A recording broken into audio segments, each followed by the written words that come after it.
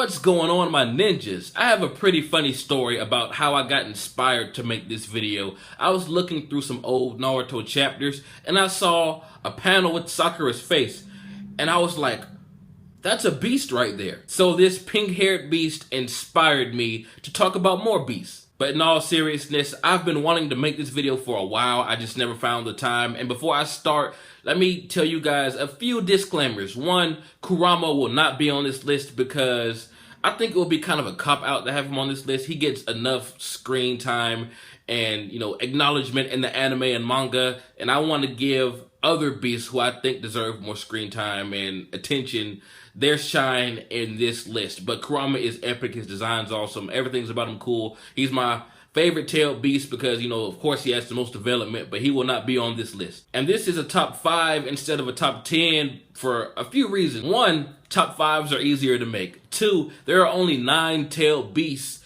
10 if you count the 10 tails, so the top 10 of that would be every single beast ever, so I decided not to even go there. And also, before I start, let me say that I will be making a countdown every Sunday. I'm going to stick to it, I promise, of either a top 5 or a top 10 or a top something every Sunday at noon Eastern Standard Time. So be looking out for that. I'm going to try a few new formulas with my channel and see what works for me the best. Also, this list is 100% my opinion, so if you disagree or agree or would change some things around a bit on the list, let me know down below in the comments to make sure you like, click the notification bell, subscribe, do what you gotta do. Anyway, here's the list of the top 5 best designed tailed beasts.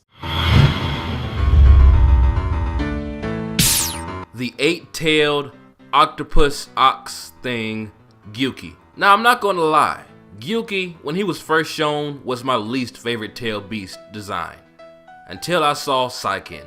I don't know if it was the blank, soulless eyes that peer into your very core, or the strange, human-like teeth that are so big his mouth can't ever fully close. I mean, technically his mouth is closed, but his teeth are too big for his lips. You know what I mean. But over the years, his design kind of grew on me. Not to mention, an ox with 8 tails that look like tentacles is a pretty creative concept. An oxtopus, if you will. And he is the only tailed beast whose tail actually combines 2 different species together, an ox and an octopus, which is super cool in my opinion, even though the octopus part left him without the ability to walk, because of the lack of legs. But this beast can crawl around and own some emo kids with no problem. His Jinchuriki, the rapping killer bee, is somehow a very nice partner for him. I mean, you wouldn't associate a rapping black ninja with an octopus in your mind, would you? At least I hope not. Speaking of black ninjas, I wonder what my tailed beast will look like. Probably a 9-tailed pizza beast with cinnamon sticks for the tails. Probably because I love pizza. Gyuki is the second strongest tailed beast if you go by the theory that the more tails the beast has, the stronger they are. But it really shows because besides Kurama, this beast gets by far the most screen time than any other. And correct me if I'm wrong, but Gyuki is the first tailed beast that we've ever seen truly get along and cooperate with a human, which was his Jinchuriki bee. Besides old Hagoromo, of course. But with all that being said, Gyuki has literally went from my least favorite beast, besides Saiken, to one of my favorites. The one-tailed raccoon, Shukaku. Raccoons in real life may look really cuddly, but they can really eat your face off. But here we have a giant raccoon beast who is not so cuddly looking, but can eat your face off along with the rest of you. But the ferocity of a real raccoon can definitely be seen in this portly sand mammal, like for real. Shukaku is kind of an asshole. That's why he and Gaara made such a perfect pair back in part 1.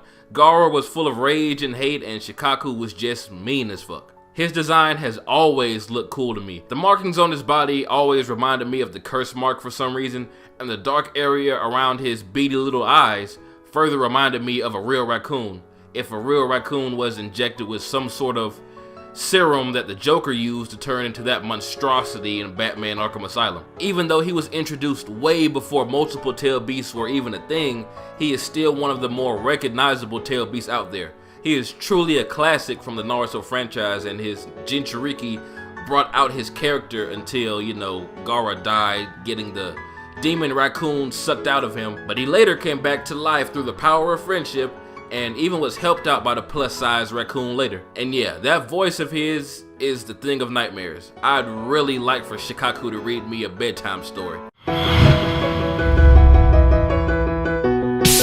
The three-tailed turtle thing, Isobu. Hey, I just noticed number 3 is the three-tailed beast. There's something poetic about that. But come on, this turtle looks like something you see in the Shadow of the Colossus. He is crazy cool looking. Now, I don't know if they have ever stated how he lost one of his eyes, or at least why he keeps one of his eyes closed, but it gives me a sort of, hey, you see this eye? It was damaged from one of my many battles where none of my enemies survived kind of feel. He has stone-like features which furthers his epic-ass designiness, and I would totally soil my Pokemon jammies if I ever saw this thing swimming toward me in the lake. He doesn't get much spotlight in the anime compared to some of the other beasts, but every time he has been in it, he stole the show for me. He's even one of the reasons Kakashi touched Ren's boob, with a little too much electricity and a dash of impalement. Now that's a wingman. But seriously, I wish he was in more episodes. Turtles are already one of my favorite animals, so I'm kind of biased towards this one, but no one can deny that he breaks the stereotype of turtles being slow, blumbering shields with legs. Because I'm pretty sure he could catch you and eat you before you can even blink. He hasn't really been shown to cooperate with humans all that well, but if I had a choice to be a Jinchuriki with any beast on this list, it would definitely be Isobu. The four-tailed lava ape, Son Goku. No, not that one. That one. Looking at Roshi, he already has a sick reddish-orange beard that looks like lava. So what beast do you give him? A fucking volcano gorilla. Ah, Harambe will be proud. Everything about this beast is cool. His color scheme, his tails are shorter than most other beasts, which is unique in itself. And kind of fitting because, you know, gorillas don't usually have tails. The fact that he likes to laugh gives him extra cool points because based on his appearance alone, he looks like he'd devour you the second you said anything remotely stupid to him. He also played a big plot point in the war because I believe, correct me if I'm wrong, he's the first tailed beast besides Kurama and Yuki that spoke to him after getting devoured by him, of course. This wisecracking monkey seems to have the personality of someone I like to just kick back, take some shots with, and talk about our girlfriends or some sexy anime hentai or something. Apes? Pretty cool. Volcanoes? Pretty damn cool. Take one of the defining properties of a volcano and give it to a gorilla, and oh my god, freaking Uchiha dicks, that's uber cool. Although I said I would love to have conversation and chill with this beast, I'd hate to give him any reason to be upset with me. Like seriously, no monkey business around this gorilla. The two-tailed, flaming, different eye-colored, ferocious-looking embodiment of epicness cat, Matsutake. Holy hell, I don't even know where to begin on this beast. How do you compliment a hot Jinchuriki? By giving it a beast that is constantly on fire. Flames are cool and all, but the blue flames literally raise the heat and the cool factor. Plus, the markings on its body remind me of some sort of tiger, and its eyes are something that would strike fear into almost anything. Imagine you're walking, and you see this big, fiery feline in its pouncing position with those eyes glaring at you while snarling. Yeah, just go ahead and lay down and await your fate, dude, because you're not escaping that. I'm not the biggest cat fan in real life, don't get me wrong, they're adorable, but with my experience, cats have shown me that they may not all be sane.